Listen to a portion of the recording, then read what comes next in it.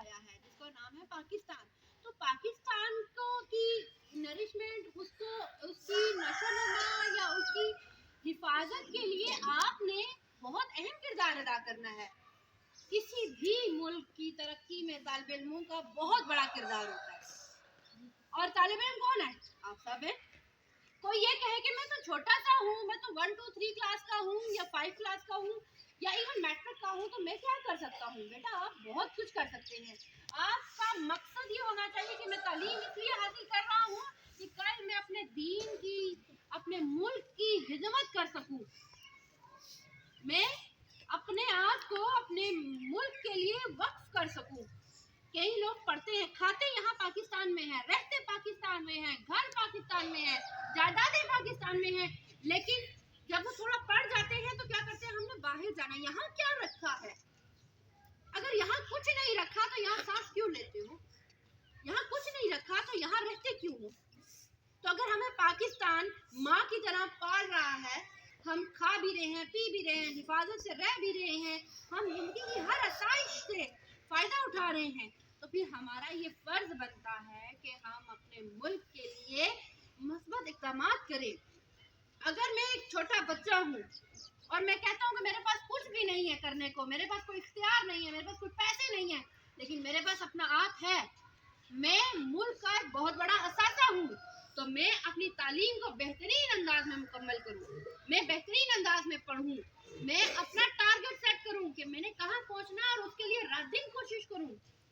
मैं एक तालिब इल्म हूँ, कमज़ोर हूँ, मेरे इख्तियार में कुछ भी नहीं, लेकिन मैं अपने मुल्क को गंदा ना करूँ, मैं अपने मुल्क में कोई गंदगी ना फैलाऊँ, कोई गंदगी फैला रहा है तो उसको रोकूँ। मैं तालिब इल्म हूँ, कमज़ोर हूँ, कुछ नहीं कर सकता। ग्लोबल वार्मिंग कितनी ज़्यादा इंक्रीज हो रही है, मौसम कैसे बदल रहे हैं, कुछ चीज़ें इंसान के कंट्रोल से बाहर हो रही है, लेकिन फिर भी कुछ चीज़ें जो इंसान के कंट्रोल में हैं। तो मैं एक तालिब इल्म हूँ और कमज़ोर हूँ, तो मैं पौधे तो लगा सकता हूँ। एक पौधा लगाने के लिए कोई रॉकेट साइंस तो नहीं चाहिए ना। पौधा लगाने के लिए आपको बहुत ज़्यादा पैसे भी नहीं चाहिए, तो आप वो पौधा लगा सकते हैं, उसकी आप हिफाजत कर सकते हैं और बहुत सी जगहों पे पौधे लगा सकते हैं। उससे क्या होगा? आपका मुल्क सरसब्ज और शादाब होगा।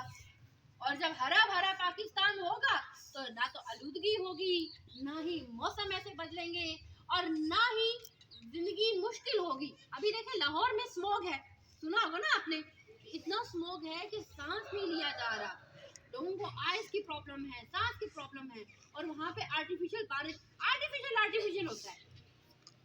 आपने सुना होगा ना AI, आर्टिफिशियल इंटेलिजेंस, तो वो मसनूई है। अल्लाह ने हमें एक्चुअल इंटेलिजेंस दी है, जेन्युइन इंटेलिजेंस दी है अल्लाह ने, इनबिल्ट है हमारे दिमाग में अल्लाह ताला की तरफ से। तो हम अपनी उस जहानत का इस्तेमाल करें, हम अपनी सलाहियतों का इस्तेमाल करें, हम अपने वतन के लिए बेहतर से बेहतरीन इंतजाम करें। और ये काम हमारा कब शुरू होता है? जब हम सुबह आँख खोलते हैं अपने घर में, तो हम अपने दिन का आगाज अपनी अम्मी के साथ काम में हाथ बटाते हुए कर सकते हैं। हम अपने अब्बू के साथ अच्छे तरीके से बात करते हुए, उनके लिए नेक दुआएं, नेक तमन्नाएं करते हुए हम दिन का आगाज कर सकते हैं। हम अपने बहन भाइयों का ख्याल रखते हुए कर सकते हैं। और फिर स्कूल आते हुए जब हम अपने घर से निकलते हैं तो हम अपना घर, अपना मोहल्ला देख सकते हैं कि वहाँ मेरा किरदार क्या है।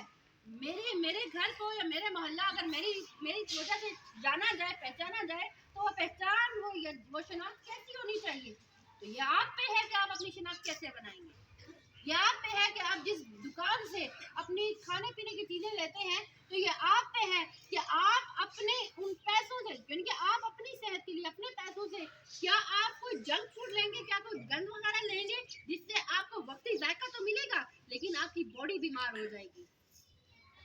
आप एक तंदुरुस्त तवाना जिस्म के हामिल इंसान नहीं रहेंगे, आप एक बीमार इंसान बन जाएंगे। और बीमार इंसान कभी भी कोई बड़ा काम नहीं कर सकता।